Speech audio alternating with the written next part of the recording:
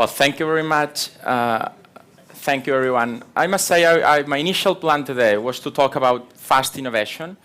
But since everyone is talking about innovation nowadays, I thought, why don't I change a little bit the plans and I'll be talking just about being fast. Because it's quite more interesting to talk about being fast than being super innovative, mainly because if we need to choose between creating one prototype of an idea that will eventually break or creating a full, super interesting project in 1 year that may eventually go bankruptcy, there are still many companies which are choosing the second.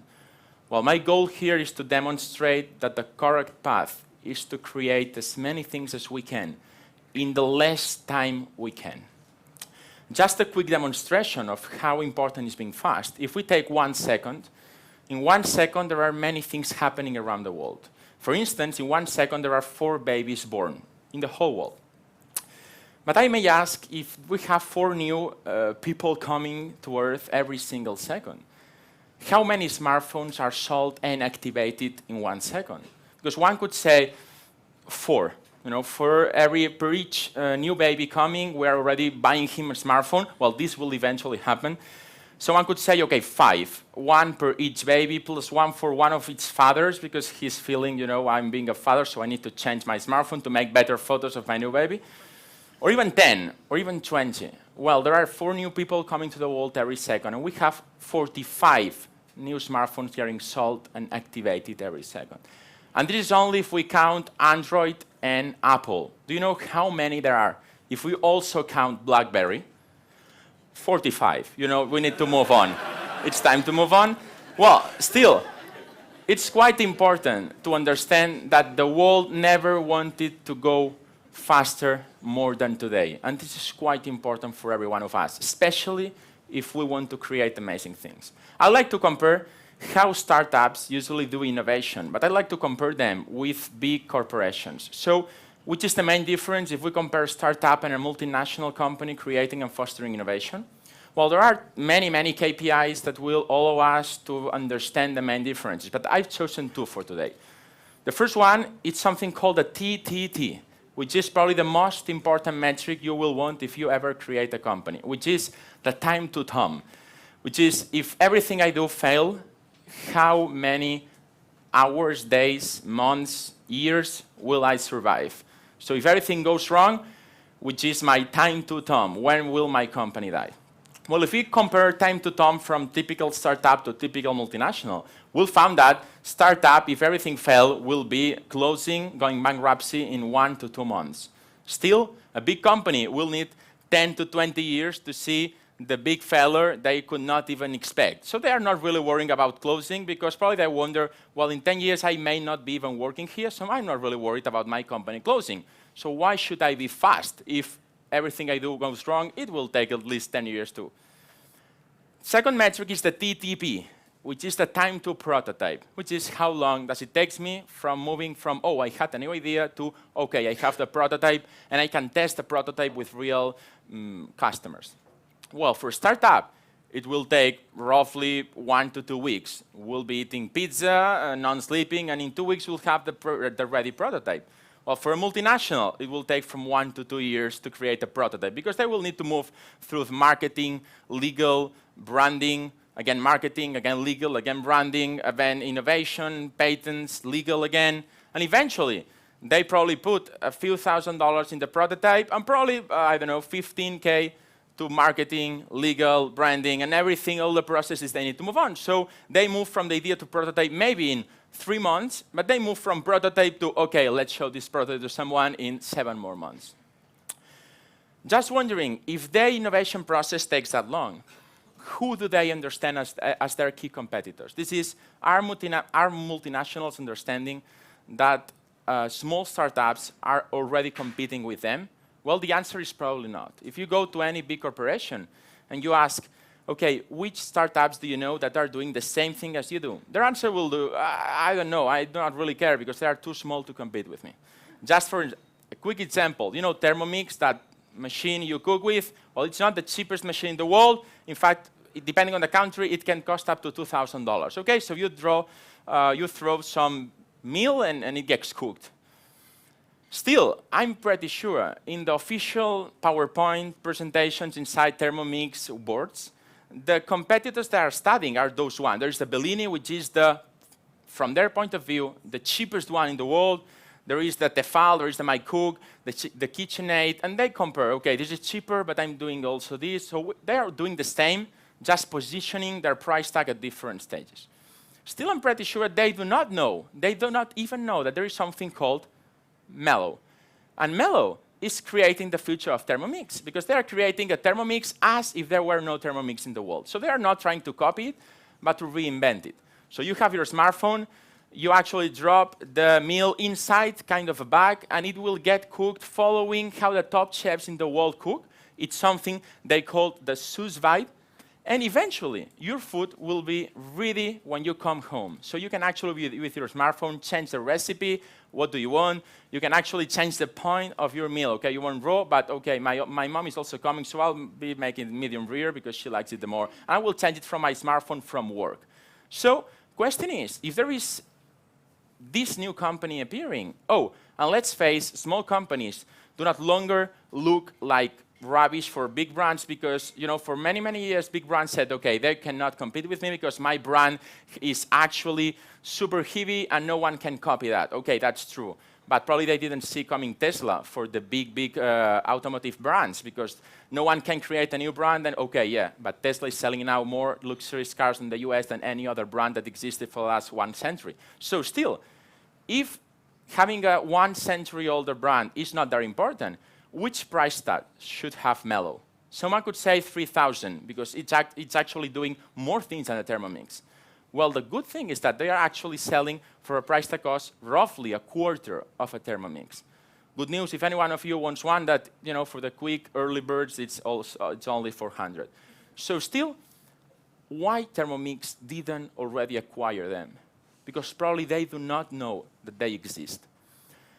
Can we then ask ourselves, how this can happen? Well, mainly probably because we are in the Internet of Things era. This is any person with just one idea, and probably a 3 out of 10 level of technical skills can create an easy prototype in 3 weeks and pass it on Kickstarter or something and get some investment and transform it into a real company. Still, there are lots of companies who are telling, no, it's not the IoT era, it's still not there. Well, I really don't care what they think, because actually Gartner is telling, okay, yeah, it was the Internet of Things era last year. But if we look carefully, we'll see that the 8 out of 10 strategic technology trends for 2015 have direct relation with Internet of Things. So Gartner was warning the companies, the big companies in the world, last year, telling them, there is something changing in the way you innovate, and you need to be much faster. And by being faster, they understood that they need to acquire more talent. So they opened these job offers. We are looking for millennials. They understand that the way to fix their biggest innovation problems is just to hire millennials. But being a millennial doesn't actually mean being super talented in something. You can be a millennial and be in jail. That's also compatible. You can be a millennial and be a drug dealer. You can be a millennial. Okay, you understand me. So still, lots of big, important corporations just launched job offers. We are looking for talented millennials to join our innovation departments. And they waited. Well, the thing is that their time to prototype didn't actually change. And why is that? Well, probably because they didn't understand creating fast innovation. It's not about creating. It's probably closer to mixing, and mixing the correct things in the correct moment in the correct position. Because for a long time, if you were picking, let's say, 60% of an idea you had from existing things and you were just adding a 40% value, that was okay. But today, you can actually mix 100% of existing things, create something new, and sell it.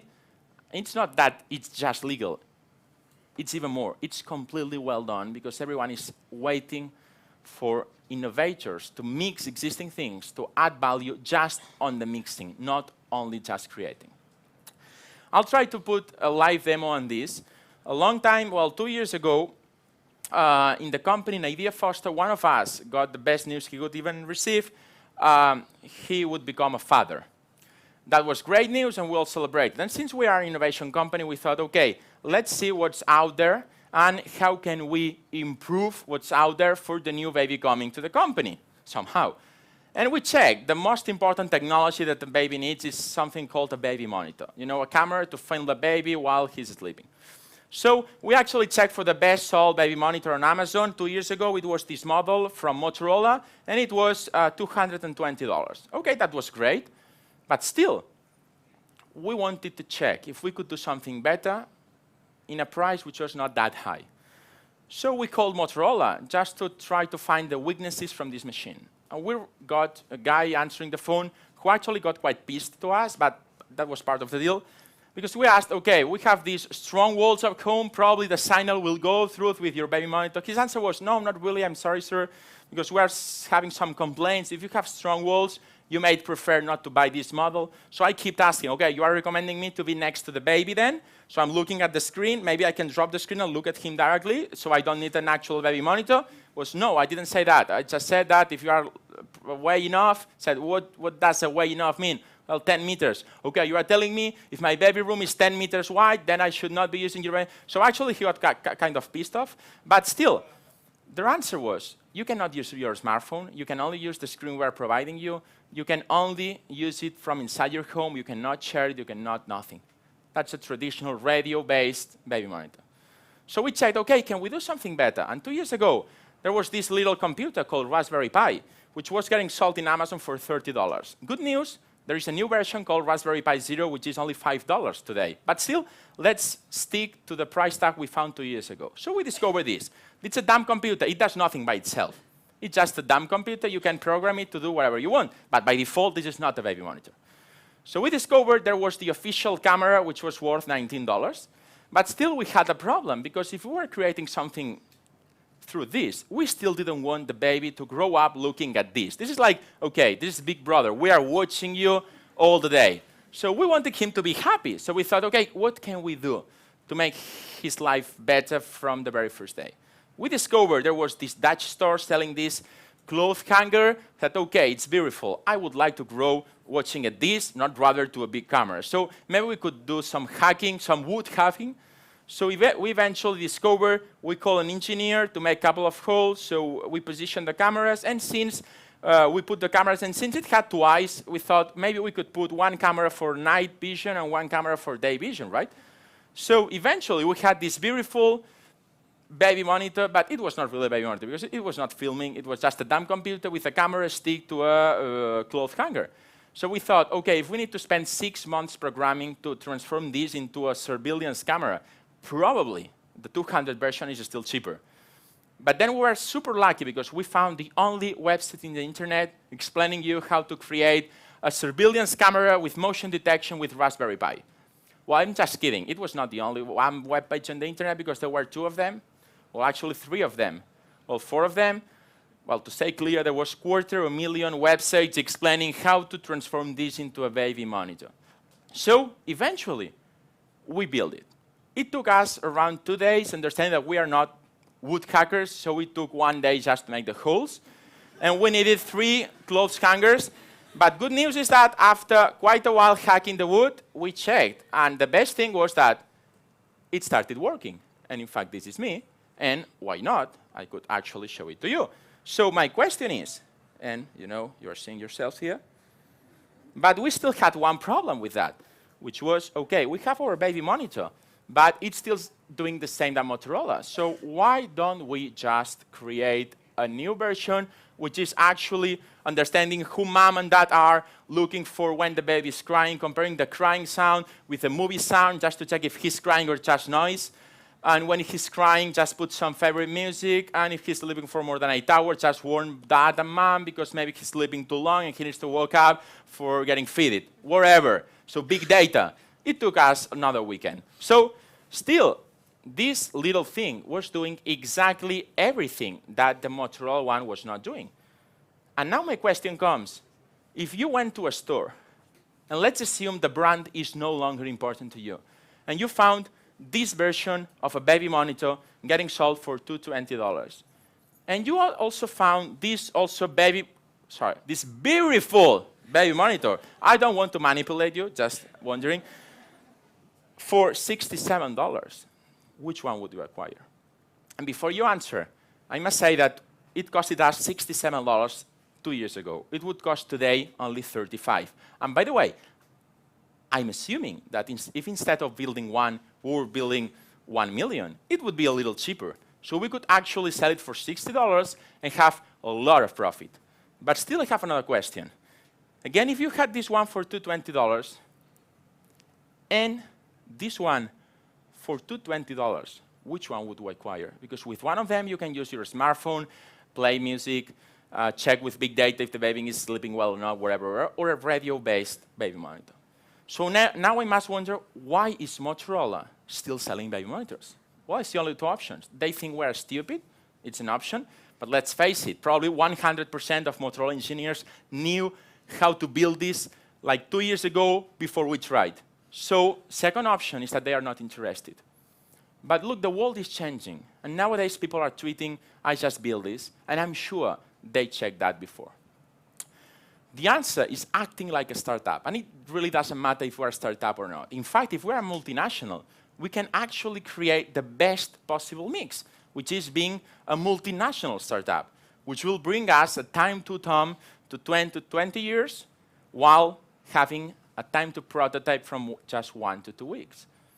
The only problem we're facing is that most of big corporations are still not understanding that the way they do innovation is probably great. It's probably much better than the way startups innovate, but they're slower.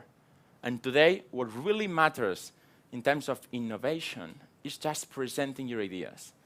Because there is something we really need to remember. When we have an idea, the idea will still keep in our brains until we present it. But an idea is not from the one who had it. An idea is from the one who actually built it. And this is something which eventually, if every single company in the world understood, they will realize that if they want to create future projects, they need to think on tomorrow's projects, not next year's projects. And they need to understand that their decisions should be taken today. Thank you very much.